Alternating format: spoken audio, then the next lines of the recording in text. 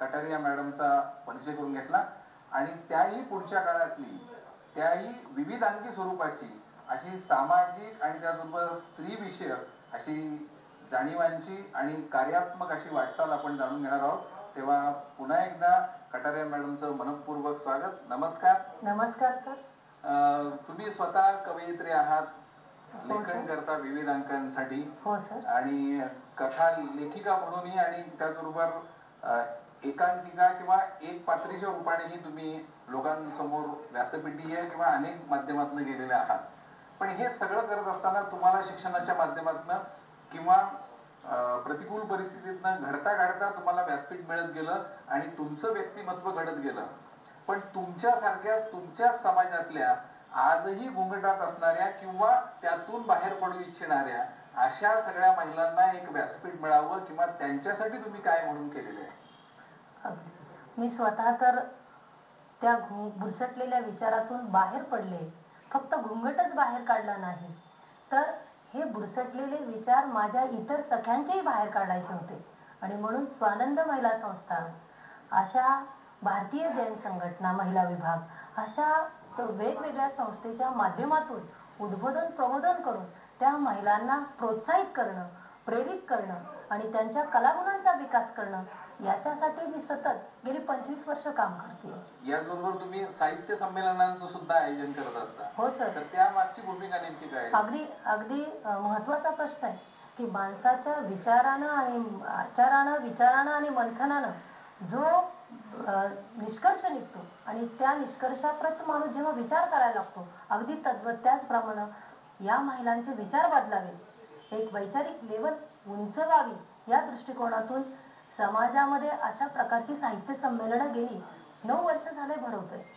9 साहित्य संमेलनामध्ये वेगवेगळ्या साहित्यिक येतात, मुलाखती होतात, परिसंवाद होतात, काव्य संमेलनं भरवली जातात आणि त्या निमित्तानं महिलांनी महिलांसाठी निर्माण केलेलं एक व्यासपीठ. अशा प्रकारचं कसलाही वाद नाही, कोण अध्यक्ष म्हणून त्याच्यावर चर्चा नाही, की जी अनेक वादंग आपण बाहेर पाहतो. परंतु स्वानंद साहित्य संमेलन मध्ये खरोखरच स्वतःचा स्व आनंद घेण्यासाठी या साहित्य संमेलनाची निर्मिती केली आणि त्या पद्धतीने त्याची वाटचाल चालली आहे. सगळ्याच्या आनंदासाठी तुम्ही उत्तम प्रकारे काम करतात. पण हे महिला साहित्य संमेलन असल्यामुळं अधिकाधिक महिलांना किंवा बहुतांशी महिलांनाच व्यासपीठ मिळतं आणि त्यातनं त्यांच्या लेखन कलाकृतीला असेल किंवा वाङ्मयीन कलाकृतीला असेल किंवा ललित कलांना असेल वाव तर मिळतोच आहे. अगदी. पण या संमेलनाच्या अध्यक्ष सुद्धा मला वाटतं महिलाच असतात.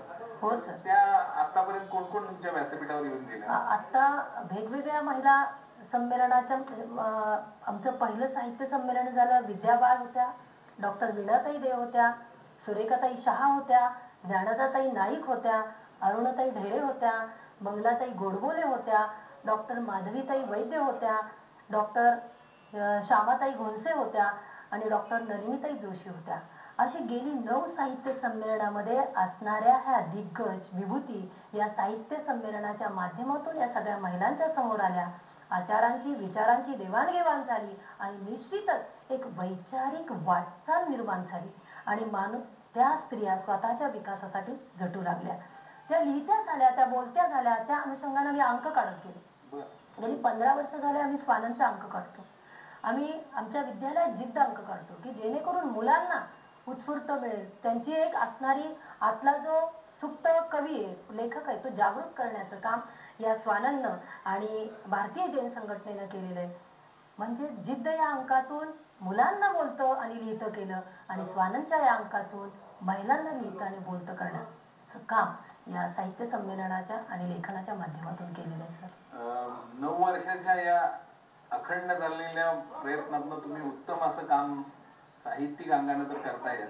पण या साहित्यिक कार्याबरोबरच तुम्ही मागाशी ज्याचा उल्लेख केलात की तुम्ही ज्या समाजात आलात किंवा ज्या समाजात वावरता त्या समाजासाठी आध्यात्मिक स्वरूपाचं काही योगदान तुमच्याकडनं घडलेलं आहे? त्या समाजासाठीच नव्हे तर अखिल मानव जातीसाठी ज्या माझे गुरु आचार्य आनंद ऋषीजी यांच्या जीवनावर आनंद यात्री या आवृत्तीचं पहिलं प्रकाशन झालं. दुसऱ्याही आवृत्तीचं प्रकाशन झालं. त्यांच्यावर मी एक ऑडिओ कॅसेट कथाकथनाची केली. व्हीसीडीच्या माध्यमातून मराठीतून महाराष्ट्रात ही पहिली मराठीतून आनंद यात्री ही कॅसेट आहे, मला सांगायला अभिमान वाटतो.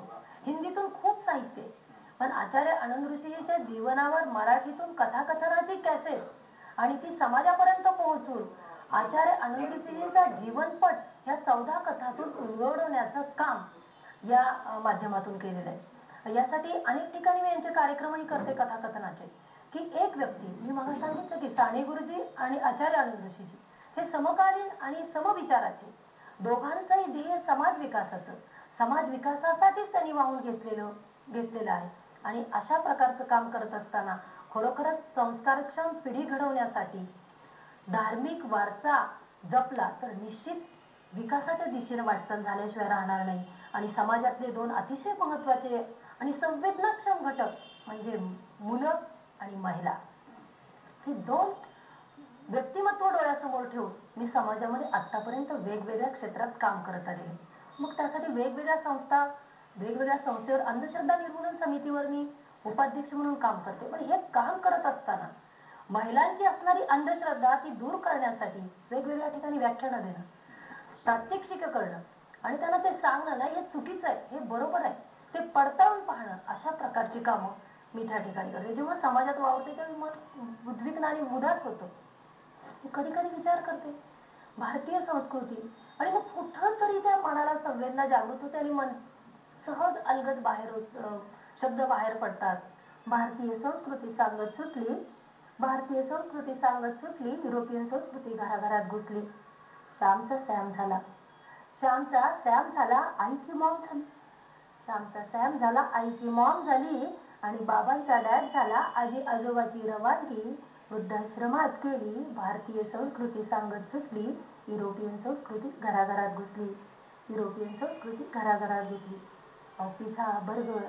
पिझ्झा बर्गर मॅगी न्यूडल्सनं जागा पाट्याऐवजी डायनिंगवर घेतली, पाट्याऐवजी डायनिंगवर घेतली.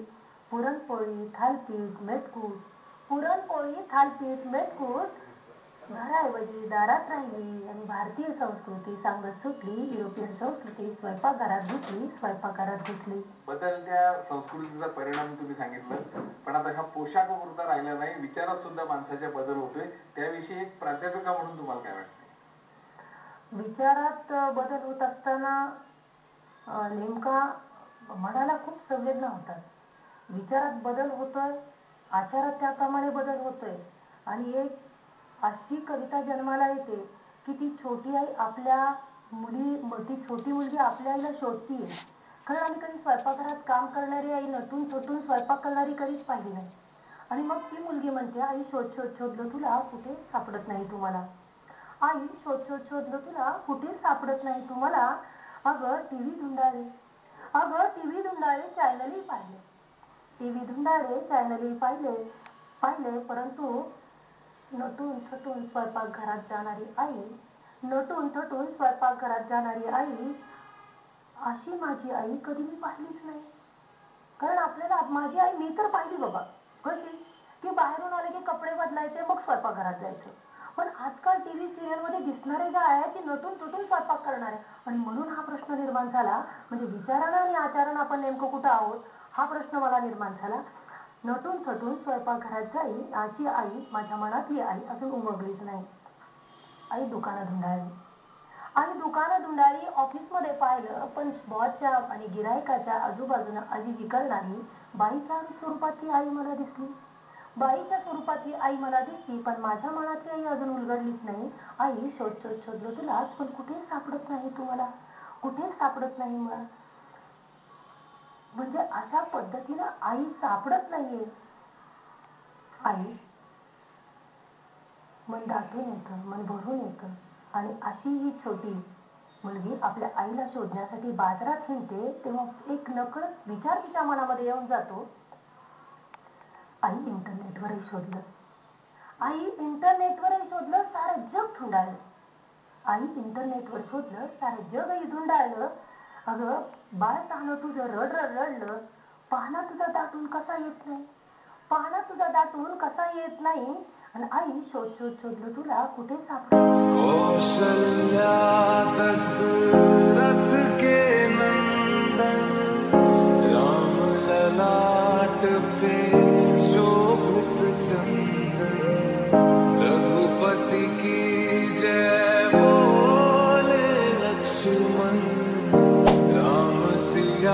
का